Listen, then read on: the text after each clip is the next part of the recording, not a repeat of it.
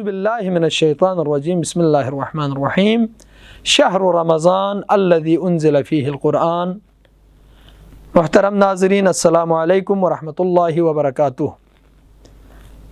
مسافر کے حوالے سے ایک مسئلہ ہے، وہ شخص کہ جس کا پیشہ مسافت شرعی سے کم فاصلے پر شہر سے باہر یا شہر کے اندر مسافروں کو آگے پیچھے لے جانا ہو۔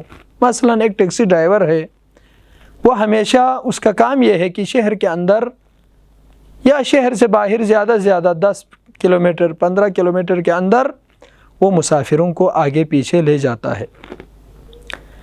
یہی شخص اتفاقاً کبھی مسافت شرعی سے باہر اسی پیشے کے ساتھ مسافرت کرے تو اس کا یہ سفر پیشہ والا سفر شمار نہیں ہوگا اور اس کا حکم نہیں رکھے گا، اور اس کی نماز قصر ہے اور اس کا روزہ بھی صحیح نہیں ہے۔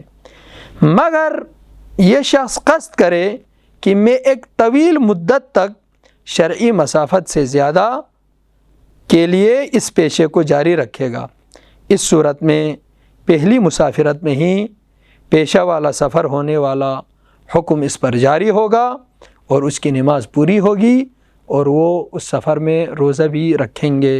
والسلام علیکم ورحمۃ اللہ وبرکاتہ۔